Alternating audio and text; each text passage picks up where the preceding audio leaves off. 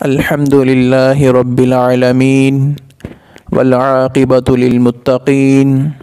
والصلاة والسلام علی اشرف الانبیاء والمرسلین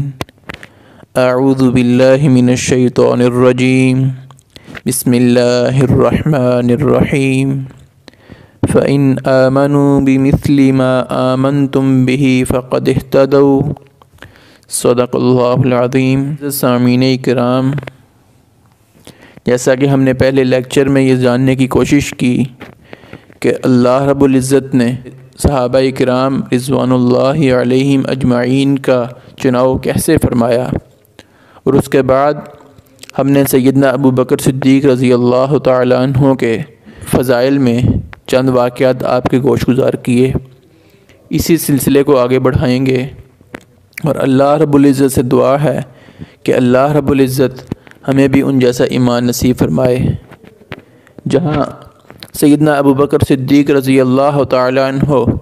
وعظ و نصیحت کے ساتھ اللہ کے دین کی خاطر مشکلات کا سامنا کرتے رہے، وہاں انہوں نے مالی طور پہ بھی اسلام کی بہت خدمت کی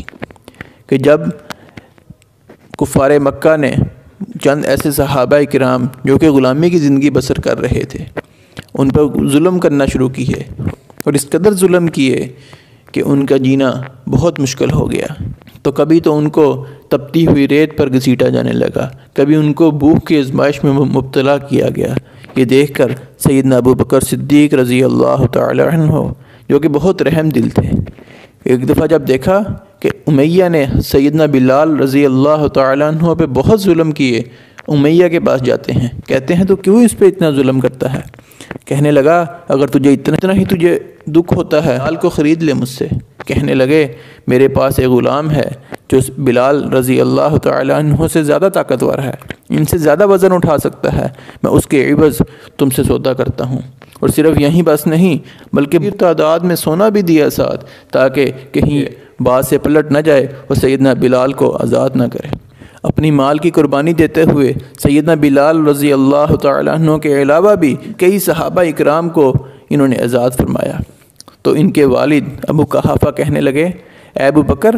میں تجھے دیکھتا ہوں تو بہت کمزور غلاموں کو آزاد کرتا ہے، تجھے چاہیے کوئی طاقتور غلام آزاد کرے تاکہ وہ تیرے کام بھی آ سکے۔ کہنے لگے یہ عمل تو میں صرف اللہ رب العزت کی رضا کی خاطر کرتا ہوں،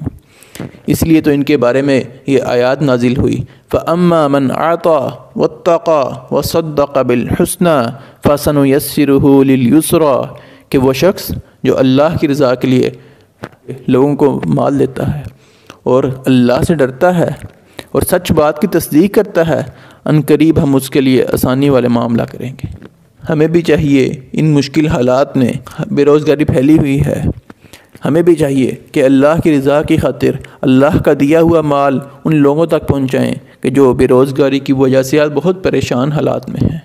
تاکہ ہم پہ بھی اللہ کے وہ انعامات ہوں جو صحابہ کرام رضوان اللہ علیہم اجمعین پر ہوا کرتے تھے۔ اور ان واقعات کو سننے کا مقصد یہی ہے کہ ہم بھی اپنے اندر وہ خوبیاں پیدا کریں جو صحابہ کرام رضوان اللہ علیہم اجمعین کے اندر پائی جاتی تھی۔ اور آقا علیہ الصلوۃ والسلام سے کس قدر محبت تھی سیدنا ابو بکر کو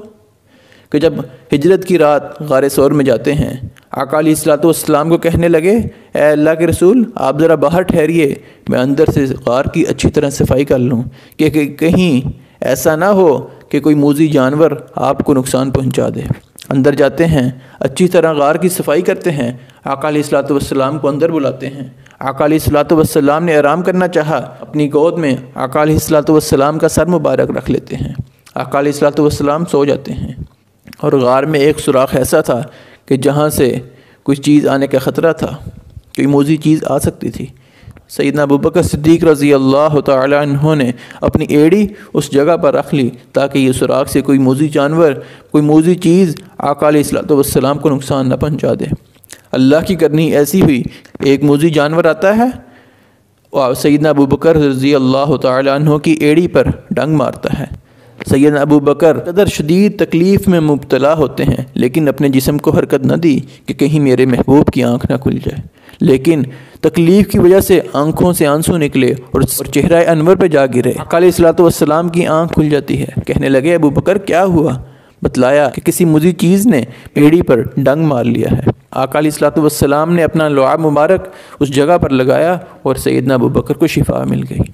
بعض اوقات ایسا ہوتا ہے کہ انسان پریشانی میں مبتلا ہوتا ہے تو اس کو حوصلہ دینے والا کوئی نہیں ہوتا، لیکن سیدنا ابوبکر رضی اللہ تعالیٰ عنہ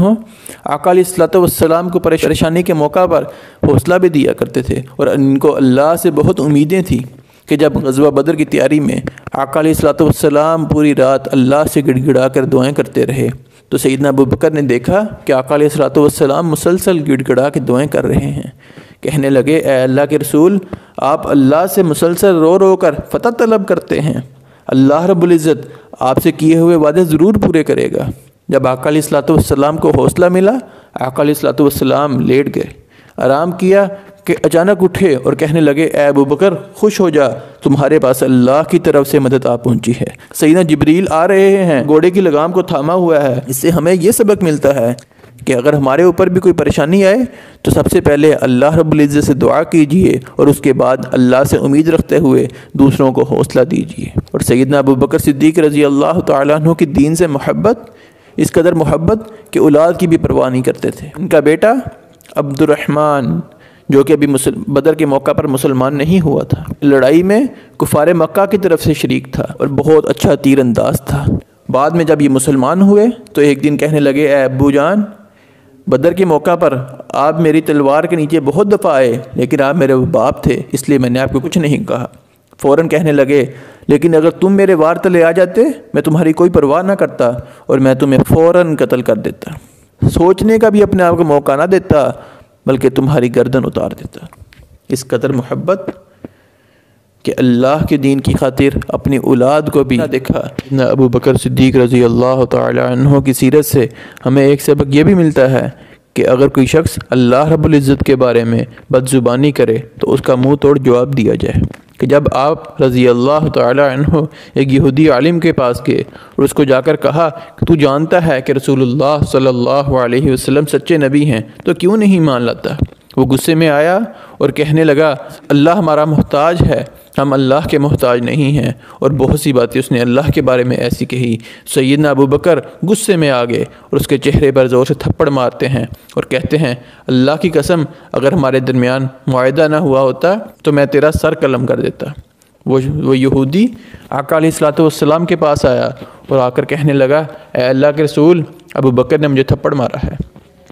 ابوبکر رضی اللہ تعالیٰ عنہ نے رسول اللہ صلی اللہ علیہ وسلم کو ساری بات بتلائی کہ وجہ کیا بنی، لیکن وہ شخص اپنی بات سے پھر گیا، کہنے لگا، میں نے تو ایسی کوئی بات نہیں کہی، اس کو کہیں گواہ پیش کرے ورنہ قصاص کے لیے تیار ہو جائے۔ کشمکش میں تھے کہ اللہ رب العزت نے ہواؤں اور فضاؤں سے جبرائیل علیہ السلام کا نزول کیا اور آقا علیہ الصلوۃ والسلام پر وحی نازل کی کہ سیدنا ابوبکر صدیق رضی اللہ تعالیٰ عنہ سچ فرما رہے ہیں۔ ہم نے شخص کی بات کو سن لیا کہ جو یہودی نے ہمارے بارے میں غلط زبانی کہی، سیدنا ابوبکر صدیق رضی اللہ تعالیٰ عنہ سچ فرما رہے ہیں۔ مومن تو سب سے زیادہ غیرت اللہ کے معاملے میں کرتا ہے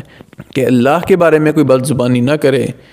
تو آج ہم انہی واقعات پر اپنی بات کو ختم کرتے ہیں۔ اللہ رب العزت سے دعا ہے کہ اللہ رب العزت ہمیں صحیح معنوں میں صحابہ کی سیرت کو اپنانے کی توفیق عطا فرمائے۔ ھذا ما کان عندی واللہ اعلم بالصواب۔